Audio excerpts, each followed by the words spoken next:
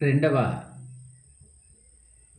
పద్యాన్ని భక్తి యొక్క ఫలము ఏమి అని శ్రీ రమణ మహర్షి ఇదే శివానంద లహరిలో 76వ శ్లోకాన్ని ప్రతిపాదించారు. అనగా ఈ 76వ శ్లోకం భక్తికి ఫలము ఏమిటి అని చెబుతున్నదయా అని దాన్ని ఆయన ఈ విధంగా చెప్పారు. చెప్పినాను ప్రభుని పాదతలం చెప్పింది. భక్తి ఫలము ప్రభుని పాదతలమే ఆధ్యాత్మిక ఆకాశము. భక్తి అందరి దట్టమైన మబ్బు, అది కురిసిన ఆనంద వర్షము. మనస్సు అనే సరస్సును పొంగి పొర్లేటట్లు నింపును. అంతదాకా పలు చోటుల పరిభ్రమిస్తున్న జీవుని పరమ ప్రయోజనం అప్పుడు సిద్ధిస్తుంది. చూసారా, శంకర భగవత్పాదులు చాలా అద్భుతమైనటువంటి ఉపమానం, చాలా అద్భుతమైనటువంటి పోలిక ఈ శ్లోకంలో చెప్తున్నారు. చాలా ఆనందకరంగా దాన్ని ఆయన చెప్తున్నాడు. దానిలో 76వ శ్లోకం భావన రమణ మహర్షి చెప్పింది. ఇప్పుడు ఏమిటా శ్లోకం మనం చూద్దాం.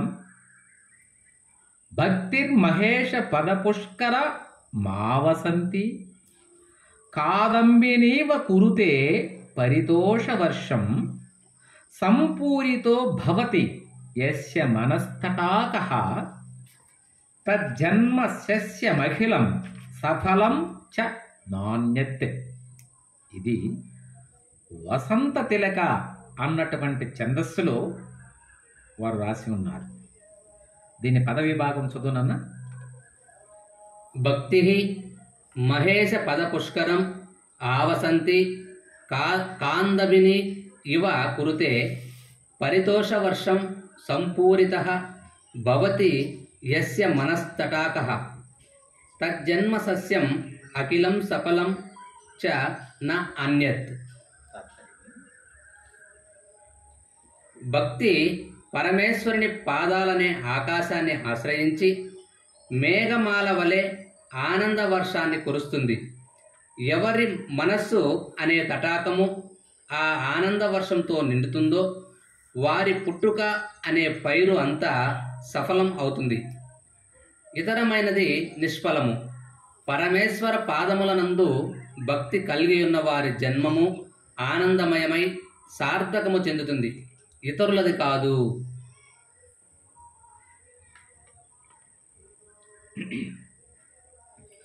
ఈ శ్లోకం చాలా చక్కగా ఆయన ఉదహరించారు. అయ్యా, ఈశ్వర పాదాలు అనడి ఆకాశం భక్తి అనడి మేఘం చేరి ఆనందమనటువంటి వర్షం కురిసి మనసు అనడి చెరువు లేదా తటాకం నిండితే జన్మము అనేది పంట సఫలీకృతమవుతుందయ్యా. ఎంత చక్కటి బోధన చూడండి.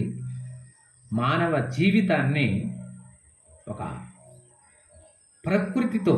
ప్రకృతిలో జరిగేటువంటి ఒక మహత్కార్యంతో పోల్చాడు శంకరుడు. అనగా ఆకాశాన్ని వదిలి మేఘం ఉండదు కదా. కాబట్టి ఆకాశం అన్నటువంటి ఆ భగవంతుని యొక్క పాదాలను భక్తి అనేది మేఘం చేరాలి.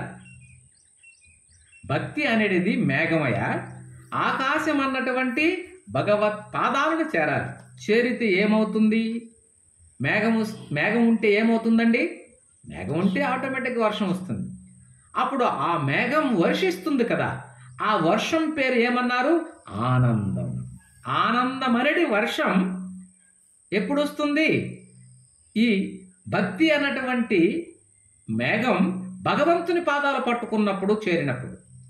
అప్పుడు ఇక వచ్చేటువంటి వర్షం అంతా కూడా ఆనందమే. ఆ ఆనందం అనేది వర్షం నీ మనస్సు అన్నటువంటి సరోవరం, చిత్త సరోవరం అంటారు దాన్ని, తటాకం.